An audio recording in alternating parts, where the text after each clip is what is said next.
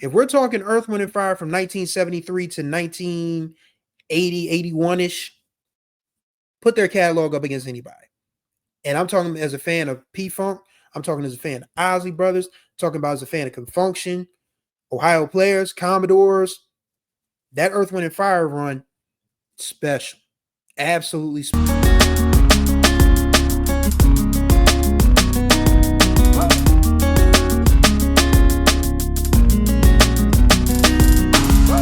What's going on, everybody? Welcome to day 30. We are running through the tape and we're finishing strong on the Black Music Month 30 series here on the Groove Line. I am your host, Chris Stevens. Hopefully you all are doing well this Monday. In case you guys are new to this channel, the Groove Line is a music podcast / YouTube channel that discusses Black music from the past, present, and future. There will be guests joining me at different points throughout the lifespan of this podcast, which was ongoing until it just doesn't go. But we're here, we're new, and we're excited to have you along. Be sure to subscribe and tap that notification bell so you're notified of all the new content that drops on the channel. And don't forget to like and comment on the videos. I do talk back in the comments, and we have good conversations in the comments. And the more comments we get, more eyes and ears get on this channel. Got to make the algorithm pop. You know how that goes. So it is Monday. It is June 30th. It is the final day in the BMM 30 series, and we're going out with a bang. So I thought about this and I thought about who I wanted to end the month with, and then it just dawned on me. You can't have Black Music Month without talking about the elements. Of course, we're talking about Earth, Wind, and Fire. And 1975, if you notice, there's a theme with how I celebrate anniversaries and things. Like, this is the 50th anniversary of 1975, and 1975 has some big musical moments. If you remember, at the beginning of this program, I did a Parliament Funkadelic 1975.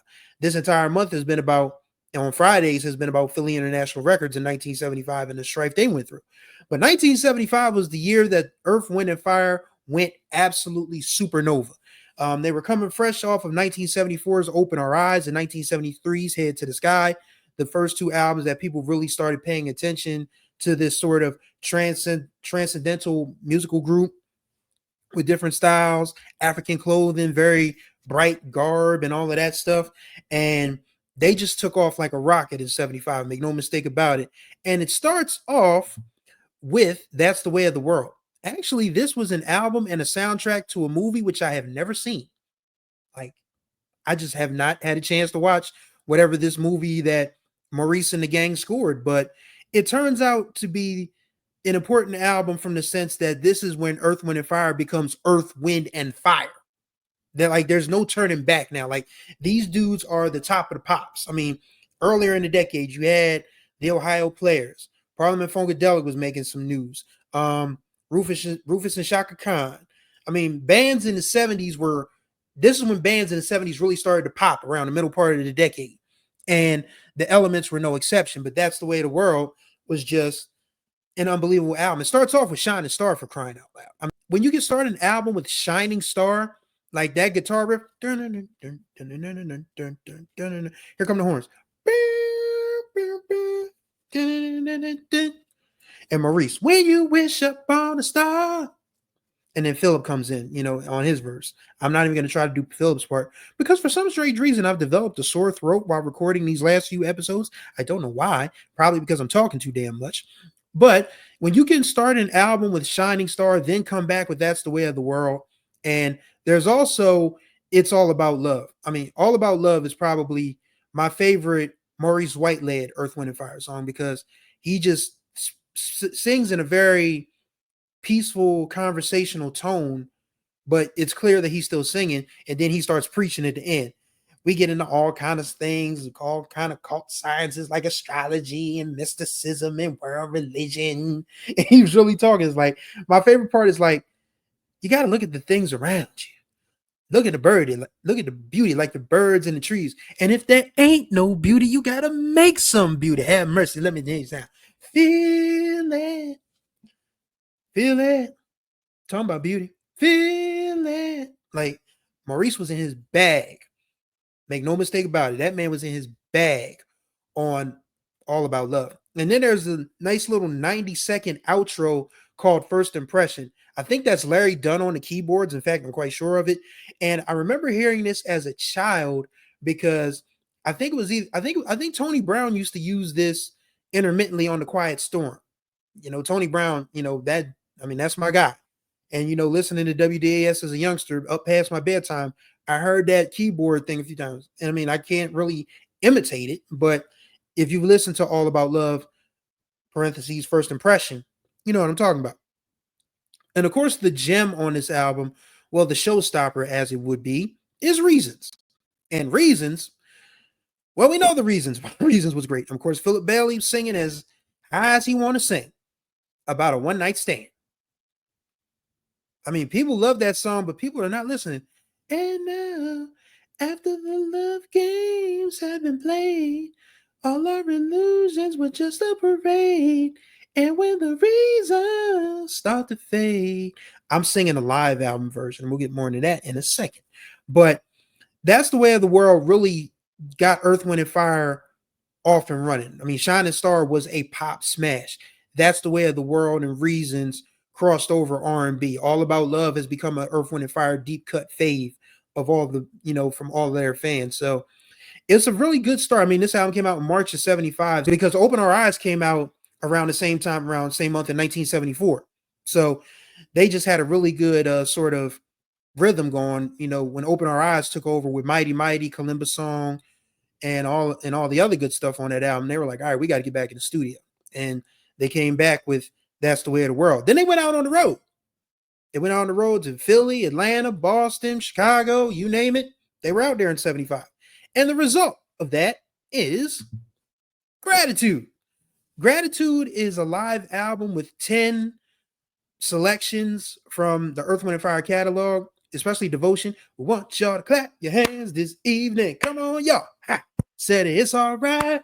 Clap your hands this evening. Like, they had church when they were doing that.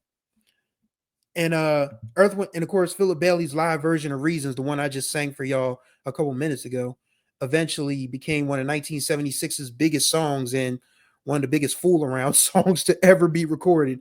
But just so much about the Gratitude album just showcases the musicality of Earth, Wind, and Fire. And then there's 5, studio songs on the back end. There's Sunshine, Gratitude, Sing a Song, Celebrate, and my personal favorite, Can't Hide Love.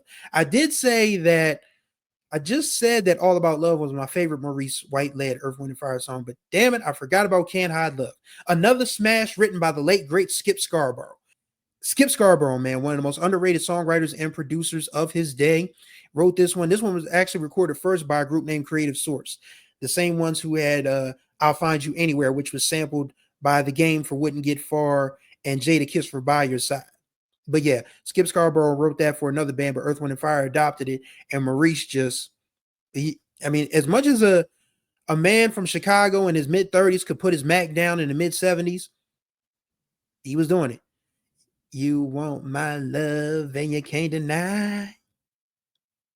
You know it's true, but you try to hide. Yeah. You turn down love like it's really bad. Ow. You can't get what you never had. Yeah. Well, bless your soul. You can fool a few. I know the truth, not so do you. Here comes Phil. You want my love? I betcha. I could sing this song all the way through, and I'm not a singer, but it's probably top 3 Earth, Wind, and Fire song for me. And Earth, Wind, and Fire has so many great jams, but it's just hard to narrow them all down. And 1975, again, was the year that they just went all the way up. Like, there was no turning back. There was no denying that this group of, guys from Chicago, Memphis, Denver, and Los Angeles had come together to create something very, very special. And their legacy lives on to this day. Like, you can pick out an Earth, Wind, and Fire song on the radio and it'll just take you down a rabbit hole. They have one of the most unassailable catalogs up to a point. I'll say, because after the Rays album, it sort of tapers off. But if we're talking Earth, Wind, and Fire from 1973 to 1980, 81-ish, put their catalog up against anybody. And I'm talking as a fan of P-Funk. I'm talking as a fan of Ozzy Brothers. I'm talking about as a fan of Confunction. Ohio Players, Commodores, that Earth, Wind, and Fire run, special, absolutely special. And these two records, it's a great juxtaposition of just how good they were in the studio and how dynamic they were live. Like, you get these guys in a studio session, you let them write, you let them jam, come up with something, you get something good. And then they take it out on the road and they got the people going absolutely bonkers. I don't know if Earth, Wind, and Fire is the greatest band of all time. I still say it's the Isley Brothers. But when you talk about the 70s and black music as a whole, if you're not talking about Earth, Wind, and Fire, then you ain't talking about nothing. It's really that simple. Just one of the greatest bands to ever exist. And again, 75 was a very special year for them. And it was fun to go back and listen to these and just be like, wow, they really were in a zone on this one. Like, just Africano from That's the Way of the World is great. Sing a Song. Sing a Song sounds kind of like a prelude to what Maurice did with the Emotions with Best of My Love and all of that. So it was just like, and it actually sounds like a prelude to September, really, more than anything else. But yes, Earth, Wind, and Fire, great band, great catalog, undeniable. If you have not listened to either one of these albums, That's the Way of the World or Gratitude, you need to get on that. You absolutely need to get on that because we're talking about a special band, special musicians, special singers, special songwriters, all the way through. It's a crew that I don't think can be topped by many others. I mean, you could take what the Isley Brothers did. You could take what George Clinton oversaw with the absolute chaos of P-Funk, what Sugarfoot and the Ohio Players did. Like, again, the 70s was the greatest time for music and black bands because you had bands from all over. You had bands from Ohio, you had bands from Detroit, California, Chicago, Philadelphia. Just mention MFSB. I put MFSB up there with them. Casey and the Sunshine Band emerges as the top band.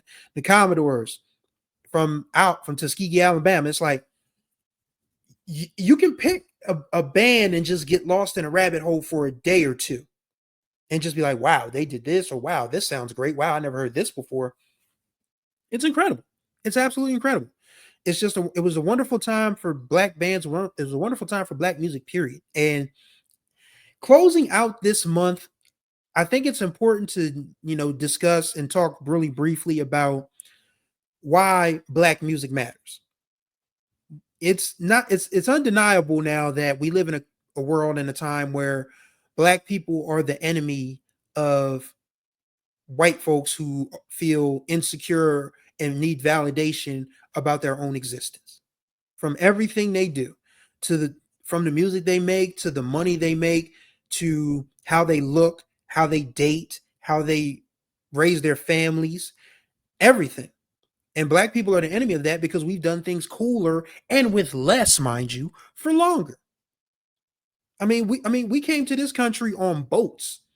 Some people, and shouts out to the ones that chose the sea, as they like to say.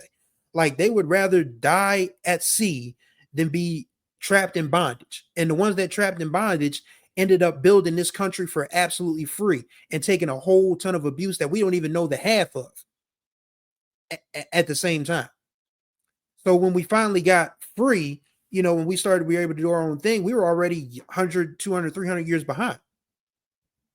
But somehow or another, we managed to set trends. We managed to create our own culture, a culture that people openly try to copy but cannot, and all sorts of other things. Like, nothing in this life moves without black people. Nothing. Not the music, not the television, not the art, not the food, not the living, not the joy, not the community. Nothing. Nothing moves without black people. And that makes white people very irrationally upset. And that's why I love doing Black Music Month, because this is a chance to shout out, the elders and the ancestors who paved the way for the artists of today to be able to do the things that they do musically, present how they want to present. That's why it was important that I had talked about Sylvester during Pride Month and just try to give people an educational lesson.